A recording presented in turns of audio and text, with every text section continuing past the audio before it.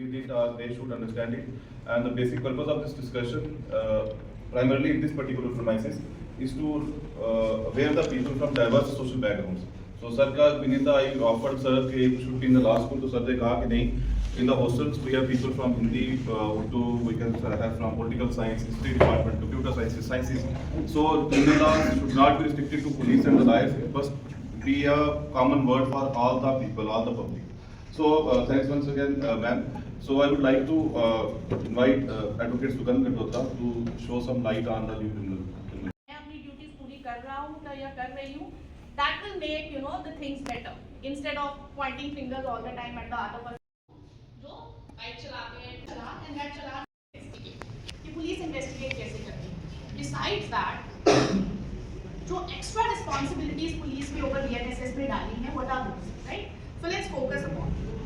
पहला जो टास्क है इन्वेस्टिगेशन का, सेक्शन 173 में अभी दिया है, जो हमारा पुराना 154 था, that has been taken over by 173. तो उसमें लिखा है information in cognizable cases.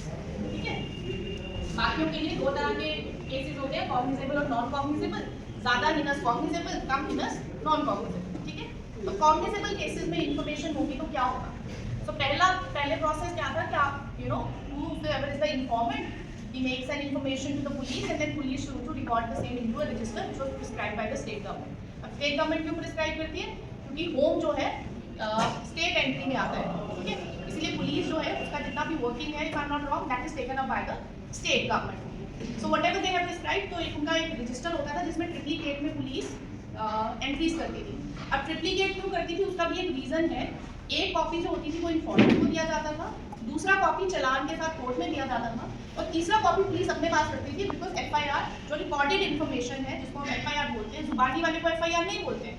FIR is always an document when the information which is given to the police, whether in writing or orally, when the same is recorded, even if verbatim recorded by the police. अगर मैंने ये पर्चा police को दिया तो ये information है, जब ये इन्फॉर्मेशन वो रिकॉर्ड करके अपने रजिस्टर में लिख देंगे, चाहे डिक्टो लिख देंगे, फिर वो रिकॉर्डेड इन्फॉर्मेशन एफआईआर है. वो तीसरी copy, because FIR is a public document, whosoever wants to have copy thereof they can have. अब BNSS में क्या चेंज आया है, अब इन्फॉर्मेशन इलेक्ट्रॉनिकली भी लिया जा सकता है. So I think police they are also maintaining certain databases now, because whatsoever information is given to them electronically they have to keep record of the same. अब इसमें एक चेंज है जो अभी प्रेजेंट लॉ में है, वो ये है कि अगर कोई ऑफेंस हो गया है तो instead of sending them to jail, because jail में जाओगे तो you are burden upon the state exchequer. So these long list, but that will take a lot of time. Zero FIR, थोड़ी सी प्रैक्टिकल चीजें हम डिस्कस कर सकते हैं. Right, but collection of evidence और सारा प्रोसेस पुलिस के through is only possible when the citizens are cooperative, right, और the persons present at the place of crime are cooperative in telling the police की actual situation उस समय क्या थी. Be it the person who is handling the CCTV, be the person who is at the murder place of जहाँ पे crime हुआ है वहाँ पे. So it all depends on the people present at the place of crime, right? तो इसीलिए जब evidence हम collect कर रहे हैं, collection of evidence plays an important role in general, ताकि as citizens non. Sir, to shed some light on these laws, please sir. It's been a learning experience for me as well, and it's really heartening कि पहले शुरुआत पीछे वाले को बासी लेते हैं, चला तो उसके बाद आगे से कम questions आने लगे. So that means that any event, however so conducted, becomes a success. It becomes success when at least we get to know that you're willing to hear, listen, question, and that's about it. So I'll just take your 5 minutes. I'll explain 3 things. First is any law that is created, as soon as it is enacted, becomes frozen in time. Reality नीचे की रेत की तरह होती है, that keeps on shifting. That's the basic reason as to why laws are changed. Enough time had passed with both IPC, CRPC and the Indian Evidence Act that the sands of reality had nearly completely shifted from the time that those laws were created. So you would have an Evidence Act of the 19th century, the IPC of the 19th century, the CRPC essentially of the 19th century but with a 20th century tag. And that is why once we realized, the government of India realized, the parliament realized in their wisdom that the sands of time have shifted, reality अब काफी हद तक बदल चुकी है. हम उस पुराने laws के basis पर current reality को judge करना हमारे लिए possible नहीं है, and that is why the laws were changed. Now what are these 3 laws? First, the Bharatiya Nyaya Samhita explains what is wrong. गलत क्या है, जो गलत नहीं है वो सही है, वो सब किताब में नहीं लिखा हुआ गलत क्या है, पॉइंट. सेकंड वन, द भारतीय नागरिक सुरक्षा संहिता will tell you about how you have to realize कि ये गलत किया गया है और आप उसे प्रेजेंट कैसे करिए. तीसरा वाला जो है साक्ष्य अधिनियम, वो BNSS को उठाता है और BSS से लिंक करता है. वो कहता है कि आप जब किसी के सामने प्रेजेंट करते हो कि इन कारणों और एविडेंसेस को लेकर हम इसे गलत बोलना चाहते हैं, उसमें से किन चीजों को वैलिड माना जाएगा, वाजिब माना जाएगा, किन चीजों को नावाजिब माना जाएगा. These are the practical realities of these laws. That completes my point one. Point two. When these laws are enacted as such, इनके अंदर to bring them closer to reality of the 21st century, not the entire old acts are thrown away. They are modified in a sense that the entire machinery which has been functioning for the past 75 years regarding the old criminal laws does not collapse on itself. If you redesign the Indian Evidence Act to drop the standard of evidences, if you redesign the CRPC entirely to allow admissibility in some cases of police confession and not in the others, the entire edifice of the criminal justice system will fall. Not like these are additions or subtractions which cannot be done. However, in a country like India, this must be done really slowly. इसी कारण बहुत सारे sections जो हैं वो आपको copy paste मिलेंगे, थोड़ा सेक्शन का सेक्शन नंबर बदल जाएगा, बाकी सब प्रैक्टिकली सेम मिल जाएगा. वो करने का कारण ये बनता है क्योंकि अगर आप बहुत तेजी से शिफ्ट करोगे, अगर आप पेड़ को बहुत तेजी से झुकाते हो तो झुकता ही टूट जाता है. तो हमें क्रिमिनल जस्टिस सिस्टम तोड़ना लगता है, इस कारण स्ट्राइक शिफ्ट करें. 3 आर दी सब्सटैंटिव चेंजेस जो कि आप जनरली याद रख सकते हैं. आप लोगों की रेलेवेंस के लिए मुझे सिर्फ 3 ही सेक्शंस याद आते हैं BNSS के 2 और BNS का 1.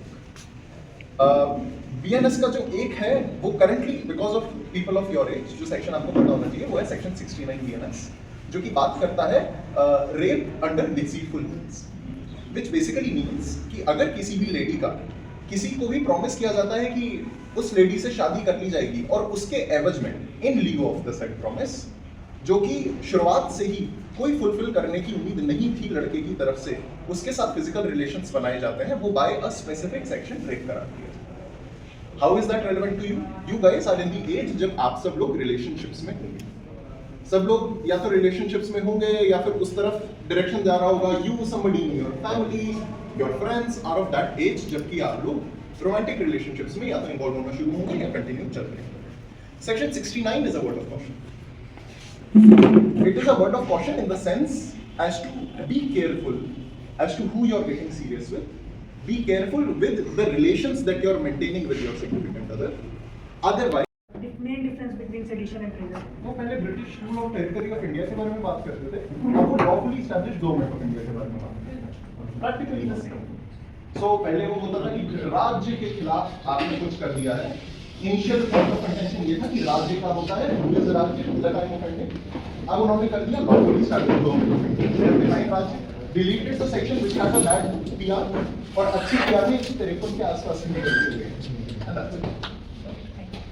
Nature of law. Laws are always dynamic, they are not at all static. So similarly, the condition with the Constitution of India, it has been amended, I think, more than 105 times. So it's going to be amended, I think, more than 100 times. So this is the beauty of our country, beauty of our democracy, and beauty of we the people.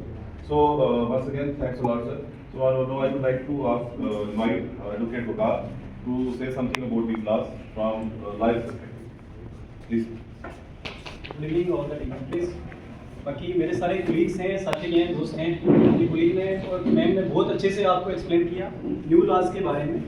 Actually I was a law student from same university, but मैं काफ़ी time से high court में practice कर रहा हूँ. मैं आपको कुछ सिंपल चीज़ें बताना चाहता हूँ जो इस लॉज में चेंजेस आए हैं, अमेंडमेंट आई हैं. वो ये है कि बच्चों को लेके जो हम भारतीय सक्षम अधिनियम की बात कर रहे हैं, BSA, जिसको पहले इंडियन एविडेंस एक्ट बोला जाता था, जैसे कि मैम ने भी बताया इसमें कि हम वीडियोग्राफी को एज अ प्राइमरी एविडेंस मानते हैं. सेक्शन 57 इसके बारे में बात करती है. मेरा मानना है कि एज अ लॉ स्टूडेंट हमें नहीं पढ़ना चाहिए.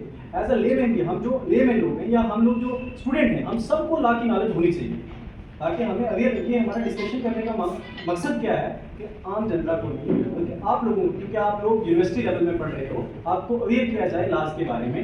जो नए लॉज हैं उनके हमारे लिए क्या बेनिफिट्स हैं उनसे हम कैसे फ़ायदा ले सकते हैं और लोगों को अवेयर कर सकते हैं, क्योंकि हमारी सोसाइटी में अभी भी लोग डरते हैं पुलिस ऑफिशियल से, कोर्ट के प्रोसीजर से। मेरा मानना है कि जो हमारे पे बच्चों के लिए, खासकर मैं बात करूंगा बच्चों की और वुमेन की बात करूंगा, बच्चों के लिए कोर्ट ने स्पेशल जो इस इंडियन एविडेंस एक्ट को जो चेंज कर रही है, इससे भारतीय सेक्शन अधिनियम 2023 में जो चेंजेस लाए हैं, उसमें ये चीज़ की है कि हम बच्चों की वीडियो कॉन्फ्रेंस के जरिए या सीसीटीवी, ठीक है, उसके जरिए हम उनकी गवाही करवा सकते हैं विदाउट उनके प्रेशर डाले हुए, क्योंकि बच्चे जो है, बच्चा जो गवाही दे रहा है वो कंप्लीटेड उसको माना जाएगा एज एविडेंस जब तक कि दूसरी तरफ से कोई चीज़ प्रूव ना की जाए, ठीक है। महिलाओं को लेके हम बात करते हैं, महिलाओं की, विमेन की डिग्निटी को और सिक्योरिटी को प्रोटेक्ट किया गया है इंडियन एविडेंस यानी कि पीएसए के तहत। उसमें ये किया गया है, छोटा छोटा बताऊंगा क्योंकि सर का टाइम सभी काम, सभी लोग बिजी शेड्यूल से आते हैं। उसमें ये है कि महिलाओं के रिगार्डिंग जो उनका नाम यानी कि कोई ऐसा केस हो जाता है रिगार्डिंग द वुमेन, उसमें उनकी आइडेंटिटी को डिस्क्लोज ना किया जाए as a media. Importantly from rule to rule of law. So this has been made possible by reforming these three criminal laws. So rest I think the thing like propaganda and other things वो अलग सी चीजें हैं, और साथ ही साथ sir ने ये भी कहा कि जो practicalities हैं उसमें भी कुछ issues हैं। I think in the times to come कुछ इससे बड़ा सेमिनार हो, उसमें और भी अच्छी तरीके से उसको डिस्कस करें, क्योंकि this all need I think full day seminar है। तो और इसके साथ साथ मैं गुजारिश करूँगा सर से, अरे सर से कि वो concluding remarks। स्टूडेंट्स, ये मेरा सेकंड विजिट है आपके पास आने का, थोड़ा जल्दी। न्यू क्रिमिनल लॉज, प्रोफेसर साहब ने आपको बताया कि मेरा ये आइडिया था कि अगर आप एक स्कूल में करेंगे वो सिर्फ शायद प्रॉपर्टी उसमें है कि अगर स्कूल ऑफ ज्योग्राफी में करते हैं तो ज्योग्राफी के स्टूडेंट होंगे, किताब में करेंगे बात में होंगे, लेकिन हॉस्टल के अंदर very well spoken by everyone, all the speakers, very well conducted by Ketanji. Ma'am's experience as an advocate and as a teacher has been, great help to us. Ma'am, thank you very much for the way you explained the things. And because so everything for me also, I think I need to take classes separately. So, idea is कि आप लोग यहाँ से as ambassadors बनके बाहर जाएं, जिस area से आप आए, जिस के साथ आप इंटरेक्ट करेंगे, वी वांट कि आप जम्मू कश्मीर पुलिस के, जम्मू यूनिवर्सिटी के एम्बेसडर्स बन के बाहर निकलें और आपको पता हो कि सही क्या है, गलत क्या है। Right knowledge is what we all want you to be equipped with as enlightened citizens. In laws क्यों आए वो इसके ऊपर काफ़ी सारी बात हो चुकी है। इसके हटके भी मैं आपको कुछ चीज़ बताता हूँ, आपको इन चीज़ों का नहीं शायद पता होगा, या हमारी लीगल फैटर्निटी को भी सारा नहीं पता होगा। There is something called CCTNS। पहले क्या होता था, मैं कुछ चीज़ें आपको बताऊँगा। पहले क्या होता था, एक्सक्यूज मी, सपोज मैं असम स्टेट के अंदर हूँ, वहाँ पे 5-7 साल रहा सर्विस की, मैंने कोई गलत काम किया, मेरे अगेंस्ट कोई FIR रजिस्टर हो गई, and then I move to another state, let's say JNK और तमिलनाडु और मुंबई, तो वहाँ पे मेरे 10-20 साल हो गए। So my track record remains, because कहाँ फाइल होती है, कहाँ क्या होता है, हज़ारों लाखों केसेस होते हैं। So there was no possibility to hide your previous sins and crime where you are involved. Criminals ऐसे ही करके एक स्टेट से दूसरी स्टेट, दूसरी से तीसरी, तीसरी से चौथी, इस तरीके से चलता था। CCTNS केम फर्स्ट, उसके चलते 2-3 इसमें और चीज़ें ऐड की हैं। That's how I view this. Organised crime, आप एक स्टेट से दूसरी में जा रहे हो, दूसरी से तीसरी में जा रहे हैं। Organised crimes have also been added. Yes, PNS। Now what has happened, for the sake of knowledge of all of you, आप वो चीज़ अगर आपने कहीं पे भी अब क्राइम किया है, that is all centrally monitored।